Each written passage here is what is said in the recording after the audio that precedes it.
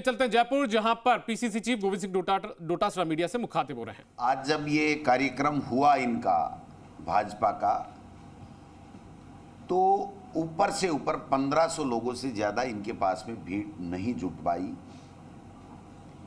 और जो मंच के ऊपर मौजूद थे, जो उपस्थित हुए, जिन्होंने अपनी बात रखी,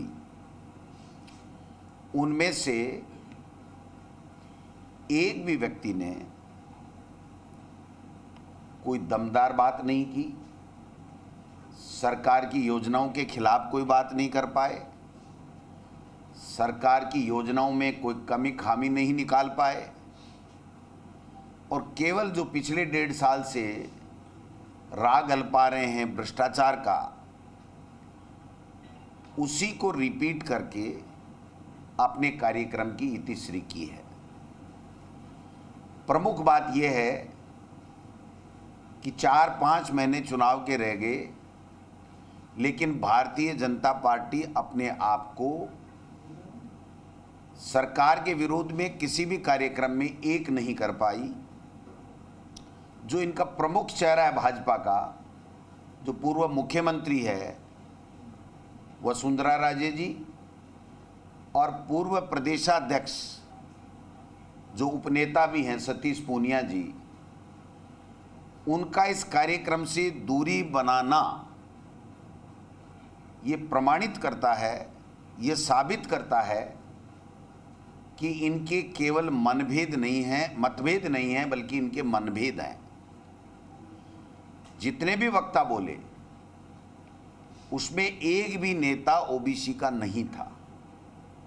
ओबीसी का राग अल्पाने वाले, ओबीसी की राजनीति करने की बात करने वाले, विश्व को अपने आप की सबसे बड़ी पार्टी बताने वाले, जो 50% से ऊपर ओबीसी है, उनके प्रतिनिधि के तौर के ऊपर एक भी वक्ता वहां पर नहीं था और न वहां पर बोला गया।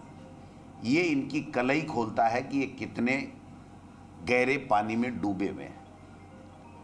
दूसरी बात, कर्नाटक से और कर्नाटक की हार से बौखला करके ये आनन फानन में गैर जिम्मेदाराना वक्तव्य दे रहे हैं, सरकार के ऊपर झूठे आरोप लगाने की कुचेष्टा कर रहे हैं, और एक तरीके से धमकियां भी दे रहे हैं कि हम देख लेंगे, हमारी सरकार आने वाली है, हम ये कर देंगे, हम वो कर देंगे।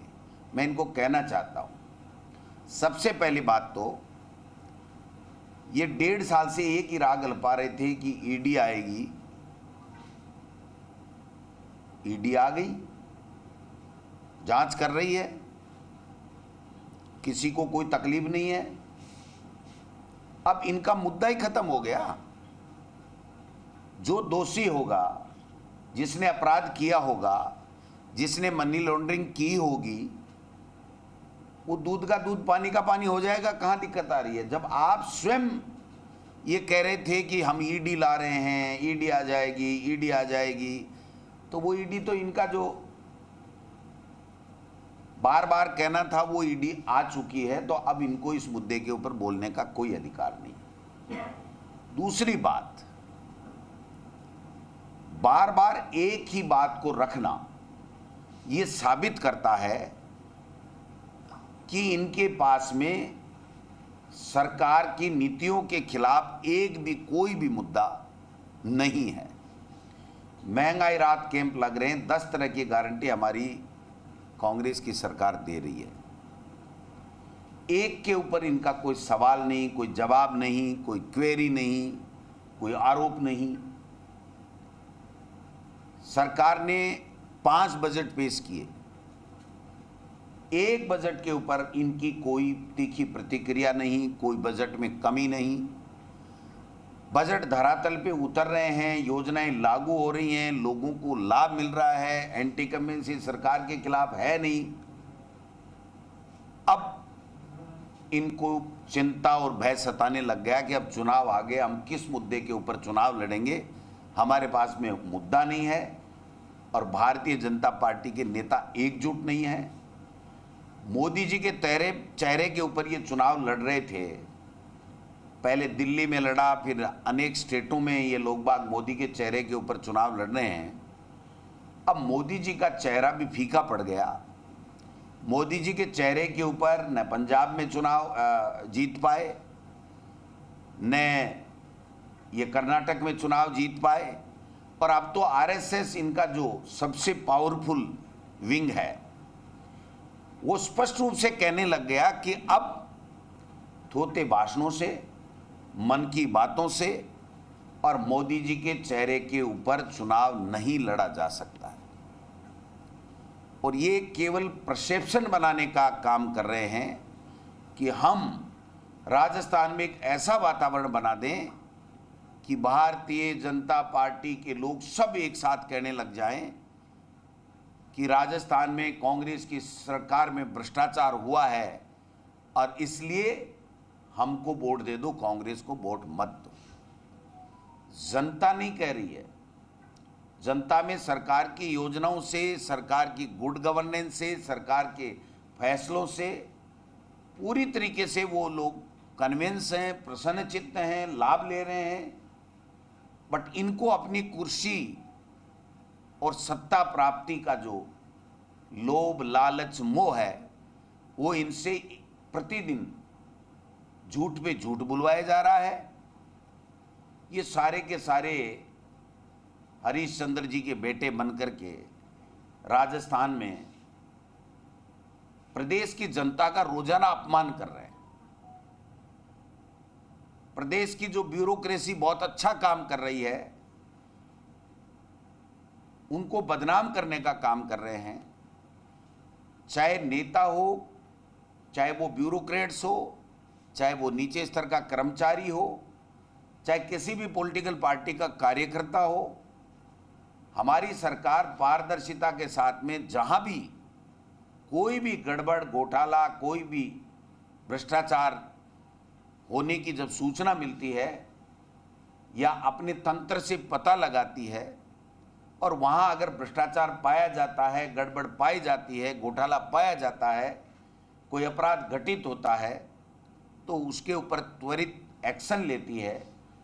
और उसी के कारण से आप देख लीजिए कि सचिवालय में किसी व्यक्ति विशेष ने, किसी लोक सेवक ने बेईमानी की, अपराध किया, चोरी की, उसको आप सब लोगों को बुला करके डीजी और सीएस की मौजूदगी में प्रेस कॉन्फ्रेंस करके ये बताया गया कि यहाँ पर ये पैसा मिला है और ये हम लोग एसीडी में दे रहे हैं और उसकी जांच करा रहे हैं। जब पेपर लीक में आरपीएससी में एक सदस्य की संलिप्तता पाई गई इन्वेस्टिगेशन में तो उसके खिलाफ भी कार्रवाई की गई, उसको गिरफ्तार किया गया, उसके यहाँ से बरामदगी की गई। ऐसा उदाहरण आपको केंद्र की मोदी सरकार में कोई नहीं मिलेगा। आपको राजस्थान में पिछले 5 साल और उससे पहले भी वसुंधरा जी की सरकार थी, एक भी केस नहीं मिलेगा। हमने बहुत पिछले 5 साल देखा था। आप बताइए, एक अधिकारी को गिरफ्तार कराने के लिए हम लोग दिल्ली तक गए थे, तब जाकर के एक अधिकारी गिरफ्तार हुआ था। किसी ने कोई इस्तीफा दिया हो तो बताओ, इनके ऊपर आरोप लगे थे। और जो माइनिंग घोटाला था उसमें आप बताइए, अगर वो सही होते तो वो माइनिंग निरस्त क्यों होती। इससे यह साबित होता है कि जो पिछली 5 साल में जो गड़बड़ियां हुई, जो घोटाले हुए, जो भ्रष्टाचार हुआ, कहीं न कहीं भारतीय जनता पार्टी के आज के वर्तमान के नेता प्रत्यक्ष अप्रत्यक्ष रूप से उन अपने ही नेताओं की तरफ अंगुली उठा करके साजिशन, उनको पॉलिटिकली टारगेट करके उनके मुद्दे उठा करके और अपने आप को अग्रिम पंक्ति में स्थापित करने का प्रयास कर रहे हैं। उनको मुबारक हो। अगर इनमें से कोई नेता खुले रूप से वसुंधरा जी के किसी भी एक्शन के ऊपर, उनके भ्रष्टाचार के ऊपर, उनके शासन के ऊपर अगर कोई आरोप उठाता है, आरोप लगाता है, कोई प्रश्न उठाता है, तो ये अच्छी बात है। इतने पारदर्शी हो गए कि सीपी जोशी जी प्रदेशाध्यक्ष ये कह रहे हैं कि 2013 से डीओआईटी में घोटाले हो रहे हैं। तो भाई, आपकी केंद्र की सरकार, आपकी एजेंसी है, आप 2013 के कोई तथ्य दीजिए। अगर हमारी सरकार के सामने आप कोई तथ्य रखेंगे तो उनके ऊपर हम लोग जांच करा देंगे। अगर आपके पास और कोई तथ्य वसुंधरा जी के खिलाफ कोई हैं या और किसी के खिलाफ हैं तो आप तथ्य ईडी को दे दीजिए। अगर हमारे किसी के खिलाफ किसी के पास कोई भी तथ्य मौजूद हो तो राजस्थान सरकार की पुलिस को अथवा केंद्रीय एजेंसी को उनको देने में कोई दिक्कत किसी को नहीं है, वो दे सकते हैं। बट रोजाना अनर्गल झूठे आरोप लगा करके केवल राजस्थान की छवि को पूरे देश में बदनाम करने की जो ये कुचेष्टा कर रहे हैं, ये राजस्थान की जनता इनको माफ नहीं करेगी। आज जब राजेंद्र जी राठौड़, जो अपने आप को स्वयं मुख्यमंत्री घोषित कर रहे हैं, विभिन्न मीटिंगों में अपने लोगों में, भाजपा के नेता और कार्यकर्ताओं में, जब वो स्पीच दे रहे थे तो 500 लोग भी उनकी मीटिंग में नहीं थे। सारी की सारी कुर्सियां खाली पड़ी थी और वो कार्यकर्ताओं को कसम खिला रहे थे, सौगंध खिला रहे थे। इनकी दुर्गति देखो आप, दुर्गति शब्द बहुत एप्रोप्रिएट है। इनकी दुर्गति देखो कि इनको कार्यकर्ताओं को आने के लिए, उनके झूठे भाषण सुनने के लिए उनको कसम दिलाई जा रही है। इससे बड़ी दुर्गति इनकी कोई हो नहीं सकती। तो मैं तो ये कहना चाहता हूं कि ये जितना भी परसेप्शन बनाने की चेष्टा कर, तो आप सुन रहे थे गोविंद सिंह डोटासरा को, और फिलहाल वक्त एक छोटे से ब्रेक का है।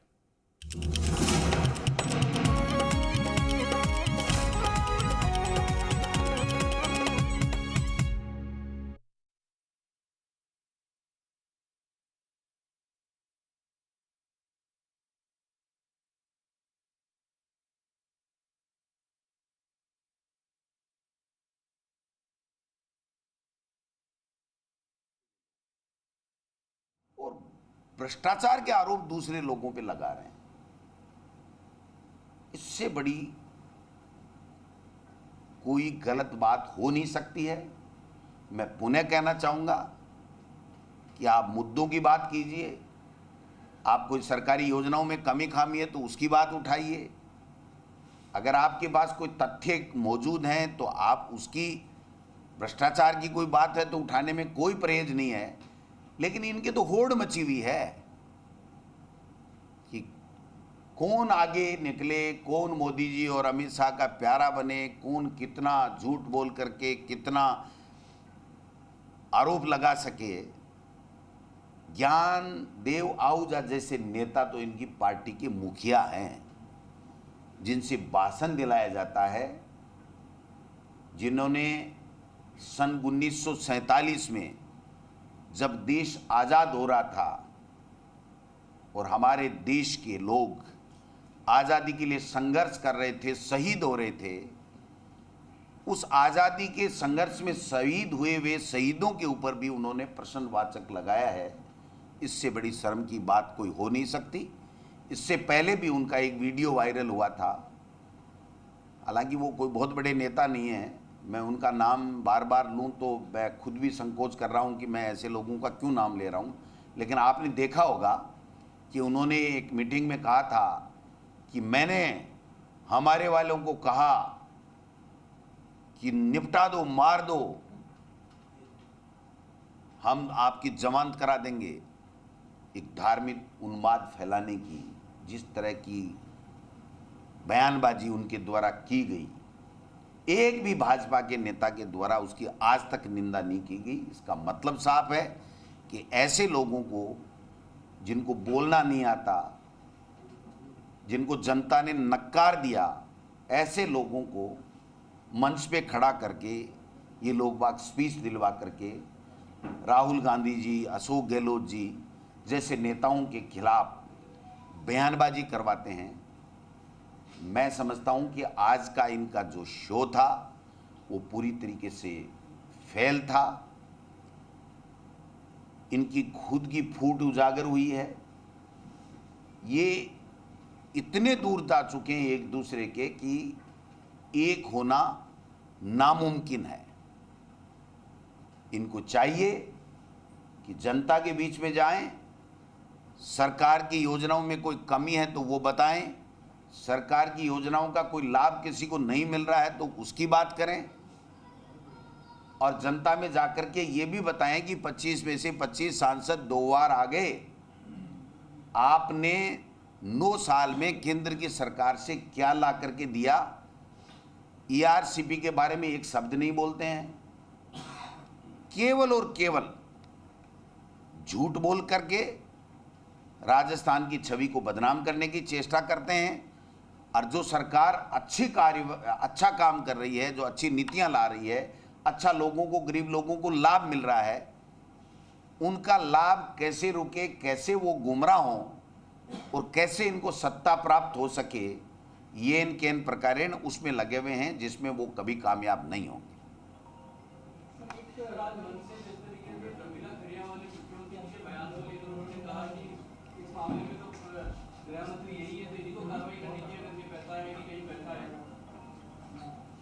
क्या रवीला खनिया को लेकर प्राप्त जब कल मुख्यमंत्री जी थे तो उन्होंने कहा कि इनके पास पैसा इन लोगों की डिग्गी में रख दिया था, इन्होंने स्वीकार नहीं किया। उस बात पर आज वाम बीजेपी के नेताओं ने कहा कि अगर मुख्यमंत्री को ऐसा पता था तो गृह मंत्री वही कार्रवाई करते। देखिए, जो भी प्रकरण था उसकी विभिन्न धाराओं के अंदर FIR लॉन्च हुई हैं और उसके अंदर जो भी कार्रवाई होनी है उसके अंदर वो कार्रवाई होनी है।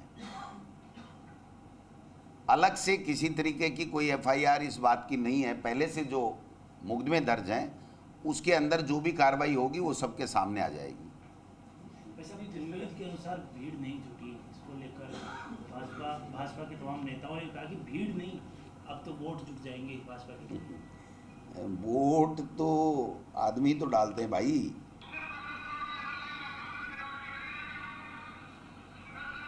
ये राजेंद्र जी राठौड़ साहब अपना तेजस्वी भाषण दे रहे हैं। ओजस्वी तो नहीं कह सकता मैं, तेजस्वी भाषण है। ओजस्वी तो वो होता है जिसमें ओज होता है। इनके भाषण में कभी ओज होता ही नहीं, घिसा पिटा भाषण होता है, आरोप लगाते रहते हैं। ये हालात है। सारी की सारी कुर्सियां खाली पड़ी भाई। ये फ्लॉप हो गया इनका।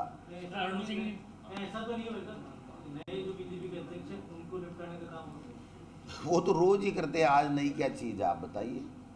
जब सतीश पूनिया जी अध्यक्ष थे तो एक दिन भी ऐसा नहीं गुजरा भाई साहब कि उपनेता, जो कि कोई पोस्ट नहीं होती है, कोई संवैधानिक पोस्ट नहीं है, बट उनके स्पीच के ऊपर, उसके कमेंट के ऊपर कमेंट डालते थे और हर अखबार में उनके साथ वो छपते थे। अब बेचारे CP जोशी छप ही नहीं रहे, राजेंद्र जी राठौड़ ही छप रहे हैं।